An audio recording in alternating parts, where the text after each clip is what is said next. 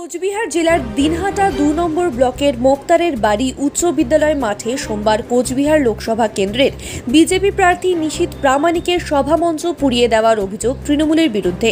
সোমবার বিকেলে কেন্দ্রীয় স্বরাষ্ট্র প্রতিমন্ত্রী তথা কোচবিহার লোকসভা আসনের বিজেপি প্রার্থী নিশীথ প্রামাণিকের বিজয় সংকল্প সভা ছিল এই সভামঞ্চে। সেখানে একটি বড় যোগদান কর্মসূচি ছিল বলেও জানান বিজেপি নেতৃত্ব। সেই যোগদান কর্মসূচির কথা শুনে গতকাল রাতে তৃণমূলের হারমাদরা সেই সভামঞ্চ ভাঙচুর ও পুড়িয়ে দেয় বলে অভিযোগ করেন বিজেপি নেতা জয় রায়। তবে আজ সংশ্লিষ্ট মোক্তারের বাড়ি উচ্চ বিদ্যালয় মাঠের পাশে একটি নতুন সভামঞ্চ করে সেখানে বিজয় সংকল্প সভা করবেন বলেও জানান তিনি, যদিও সমস্ত অভিযোগ অস্বীকার করেছে দিনহাটা ২ নম্বর ব্লকের তৃণমূল কংগ্রেস সভাপতি দীপক কুমার ভট্টাচার্য। এই বিষয়ে কি বলবেন?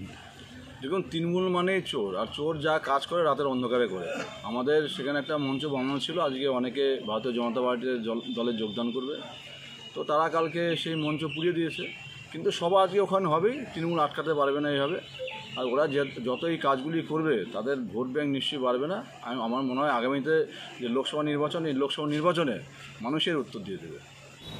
প্রথম কথা হচ্ছে বিজেপির পায়ের তলা থেকে মাটি সরে গেছে। নিশীথ প্রামাণিক যেখানে প্রচারে যাচ্ছেন, মানুষ সাড়া পাচ্ছেন। আজকে মানুষের দৃষ্টিভঙ্গিকে ঘুরিয়ে দেওয়ার জন্য, সহানুভূতি আদায় করার জন্য নিজেরাই নিজেদের প্যান্ডেলে আগুন ধরিয়ে দিয়ে তৃণমূল কংগ্রেসের ঘাড়ে পেশ করছে। সবথেকে বড় কথা হচ্ছে যে তৃণমূল কংগ্রেস কর্মীদের এমন কারো হাতে সময় নেই যে বিজেপির পুরা ওই মঞ্চ গিয়ে ভাঙতে হবে। আমরা তো চাই বিজেপি প্রোগ্রাম করুক, আর ওই মানুষ এই প্রোগ্রামে উপস্থিত না হয় প্রোগ্রামগুলোকে ফ্লাপ করে দেবে। আজকে সিনেমাদার মিটিং হবে, আমি চ্যালেঞ্জ করে বলছি যে ওখানে ওই 200 বাদে বিজেপির লোক ওখানে জমায়েত করতে পারবে না।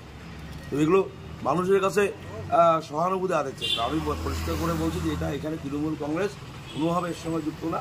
যদি হয় নিশীথ প্রামাণিক তার নিজের ছেলেকে দিয়ে করিয়েছে, অথবা বিজেপির যারা পুরোনো কর্মী যারা বসে আছে তারা করতে পারে।